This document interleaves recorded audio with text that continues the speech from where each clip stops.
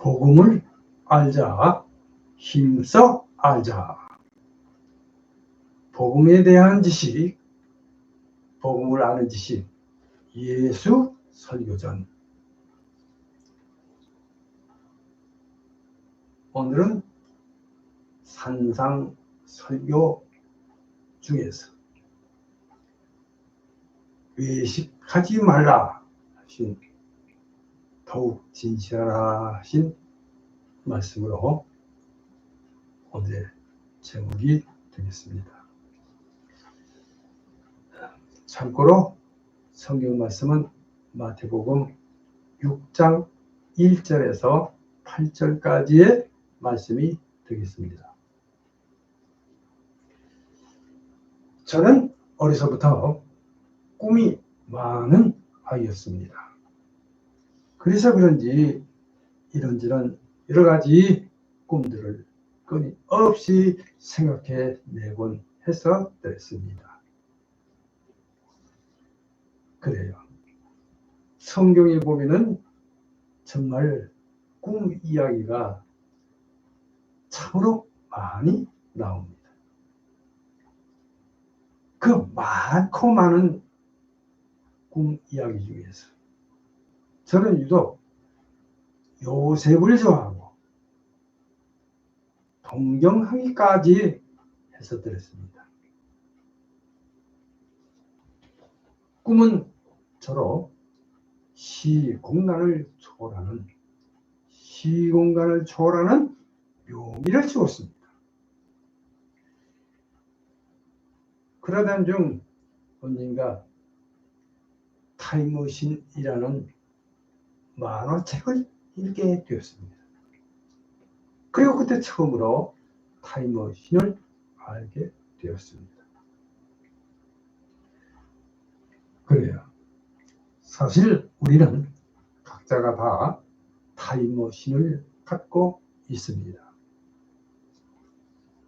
우리를 과거로 데려다주는 추억들과 미래를 인도해주는 꿈들이 바로 그것입니다. 저의 꿈은 마치 타임머신처럼 느껴졌습니다. 그 속에는 무한한 세계가 펼쳐져 있었고 나만의 비밀과 꿈이 숨어 있습니다. 어떤 날은 그저 편안한 의자에 앉아 꿈을 펼치면 참 그 시간은 멈추고 저는 마치 다른 공간으로 여행이라도 한 듯 했습니다. 그래요. 타임머신 꿈은 그저 단순한 꿈은 아니었습니다. 적어도 그 꿈은 제게 있어서만큼은 타임머신입니다. 그래서 저는 자유롭게 이 타임머신을 이용해서 미지의 세계를 넘나들었습니다. 이건 믿거나 말거나입니다. 하여튼 해서 오늘은 그 추억 속의 타임머신으로 성경 속으로의 시간 여행을 떠나봅니다. 물론 여러분도 함께 하시죠. 특히 예수님의 그 말씀의 현장에서 함께 하기를 원하면서 오늘은 갈릴리 호수 주변으로 추정되는 동산 언덕에서 선포하시는 예수님의 산상 설교 현장으로 함께 하십니다.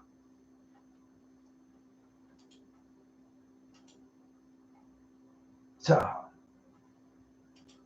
이 예수 설교전 역시 실제적으로나 성경적으로나 고귀한 가치를 가진 진리에는 틀림이 없으며 성경에 명백히 기초하고 있음은 물론임을 밝혀드립니다. 그러므로 복음으로 주신 예수님의 설교 역시 성경 이외에 다른 사료에서는 알 수가 없고 다만 신앙으로서만 받아들일 수 있다는 것을 말씀드리면서 오늘의 말씀을 시작합니다. 자, 예수 설교전. 오늘은 예수님께서 갈릴리 호수 주변으로 추정되는 동산 언덕에서 선포하신 산상 설교의 현장입니다. 할렐루야. 예수 그리스도께서는 특별히 그 유명한 산상 설교에서 하나님 나라의 백성이 어떻게 살아야 하는가에 관해서 가르치셨습니다. 그래서 오늘은 마태복음 6장 1절에서 8절까지의 말씀으로 외식을 벗어난 구제와 기도에 대한 말씀을 들어 하신 우리의 태도에 관한 말씀이 되겠습니다. 자, 예수님께서 지금 이 말씀을 통해 우리에게 더욱 진실하라는 차원 높은 고차원적인 놀라운 진리를 드러내셨습니다. 자, 이제 첫 번째 1번입니다. 1. 현장 배경. 이렇게 말씀을 드립니다. 마태복음 4장 23절에서 25절, 누가복음 6장 17절에서 19절을 참조하시기 바랍니다. 지난 시간 말씀드린 대로 마태복음 4장 23절에서 25절 말씀과 누가복음 6장 17절에서 19절 말씀에 의할 것 같으면 예수님께서 온 갈릴리에 두루다니사 그들의 회당에서 가르치시며 천국 복음을 전파하시며 백성 중에 모든 병과 모든 약한 것을 고치시니 그의 소문이 온 수리아에 퍼진지라. 사람들이 모든 앓는 자, 곧 각종 병에 걸려서 고통당하는 자, 귀신 들린 자, 간질하는 자, 중풍병자들을 데려오니 그들을 고치셨습니다. 마태복음 4장 23절에서 24절 말씀입니다. 자, 이렇게 갈릴리와 데가볼리와 예루살렘과 또 유대와 요단강 건너편에서 수많은 무리가 따랐는데 마태복음 4장 25절. 자, 누가복음 6장 12절에서 19절 말씀에 의하면 예수님께서 기도하시러 산으로 가사 밤이 새도록 하나님께 기도하시고 날이 밝음에 제자들을 부르사 그 중에 12를 택하여 사도로 세우셨으니 예수님께서 그들과 함께 내려오사 평지에 서시니 그 제자의 많은 무리와 예수님의 말씀도 듣고 병고침을 받으려고 유대 사방과 예루살렘과 두로와 시돈의 해안으로부터 온 많은 백성도 있었습니다. 누가복음 6장 17절 말씀 참조하시기 바랍니다. 자, 더러운 귀신에게 고난받는 자들도 고침을 받은지라 온 무리가 예수를 만지려고 힘쓰니 이는 그 능력이 예수께로부터 나와서 모든 사람을 낫게 함이었습니다. 누가복음 6장 18절에서 19절 말씀입니다. 이에 무리를 보시고 산 언덕에 올라가셔서 앉으시니 제자들이 나온지라. 마태복음 5장 1절 말씀입니다. 예수께서 눈을 들어 제자들을 보시고 이르시되.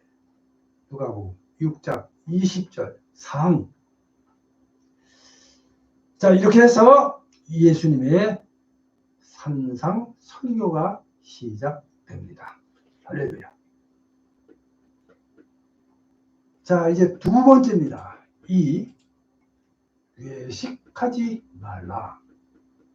마태복음 6장 1절에서 8절까지의 말씀입니다. 그래요. 오늘 말씀은 마태복음 6장 1절에서 8절까지 말씀으로 예수님께서는 산상설교에서 십계명과 율법을 더욱 심화시키시며 하나님 나라의 시민들에게 놀라운 윤리적 기준을 제시하셨습니다. 자, 그럼 여기 마태복음 6장 2절 말씀입니다. 읽겠습니다.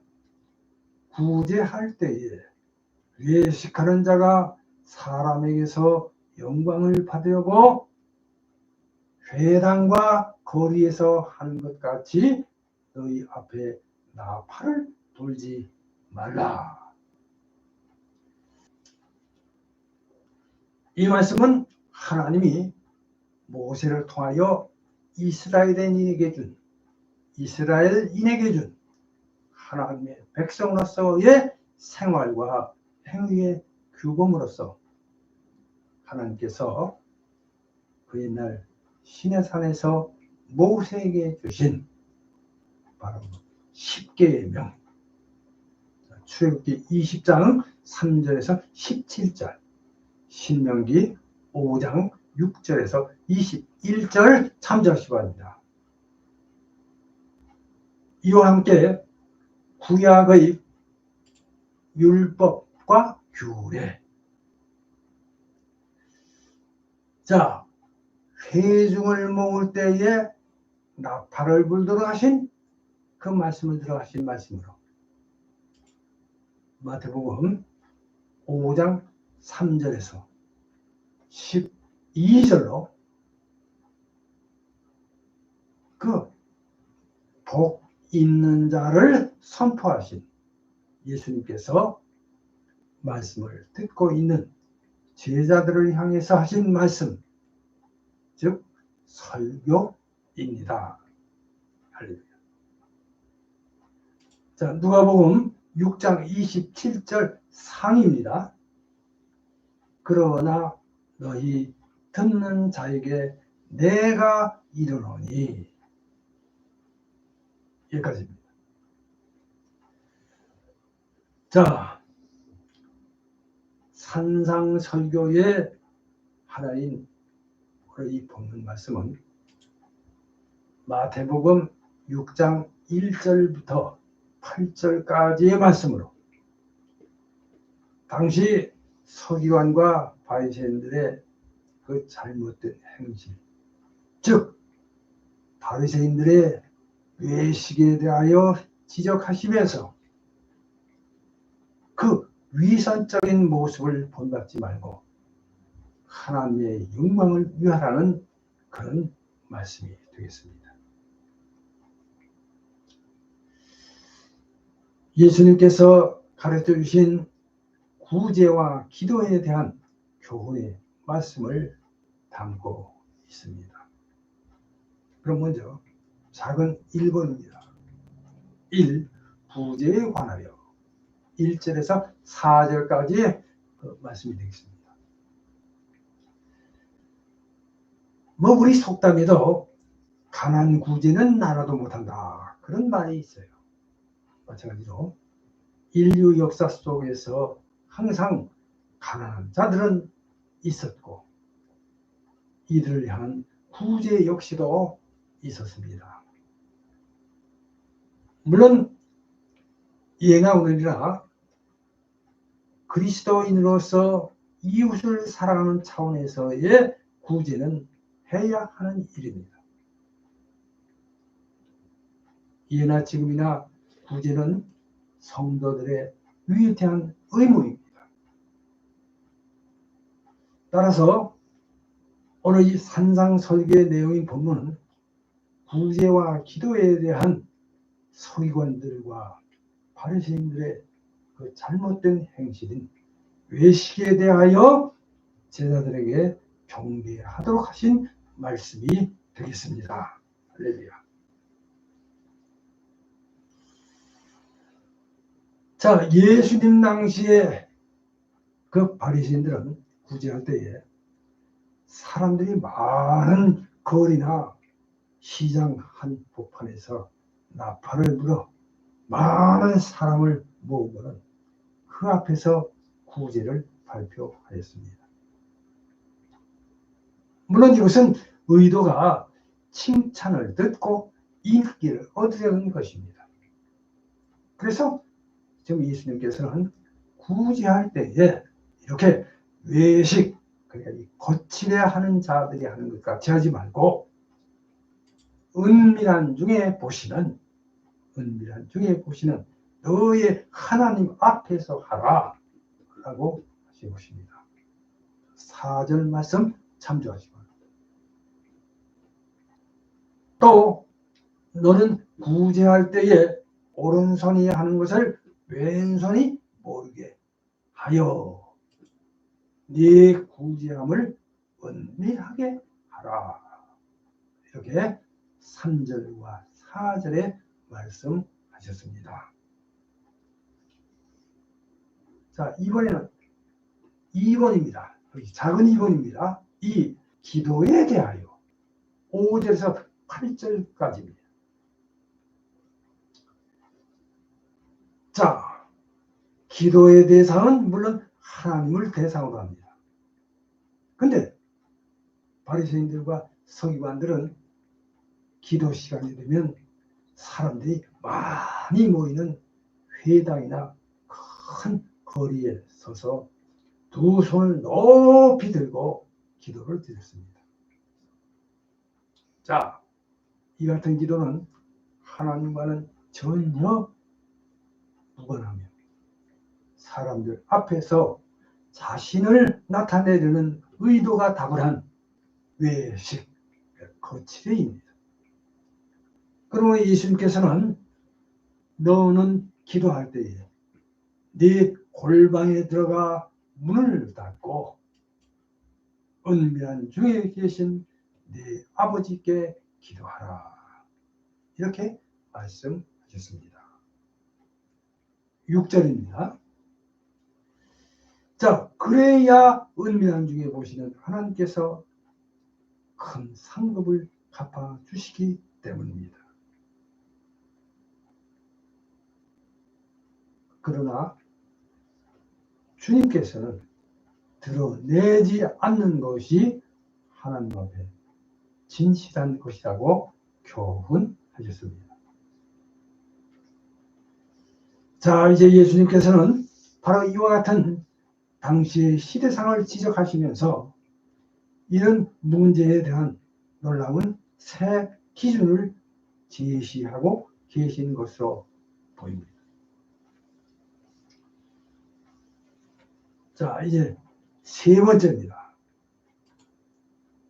3. 결과. 이렇게 제목을 올려드립니다. 마태복음 6장 4절 말씀입니다.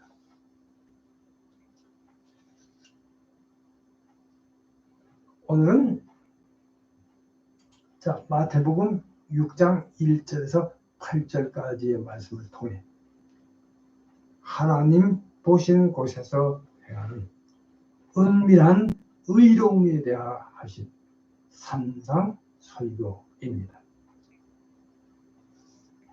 그러니까 외식을 벗어나 진정한 의로움을 추구하라는 말씀으로 주님께서는 우리에게 사람에게 보이려고 의로운 행동을 하지 말라고 하십니다.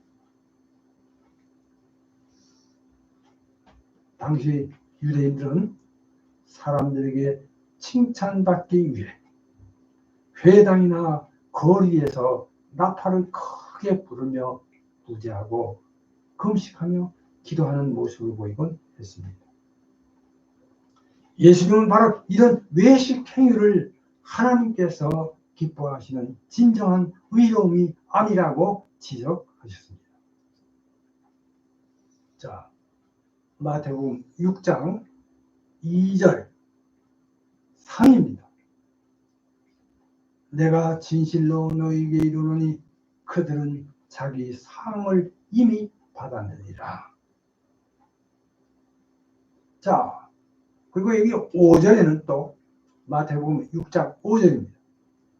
또 너희는 기도할 때에 외식하는 자와 같이 하지 말라. 그들은 사람에게 보이려고 회당과 큰 거리 어귀에 서서 기도하기를 좋아하느니라.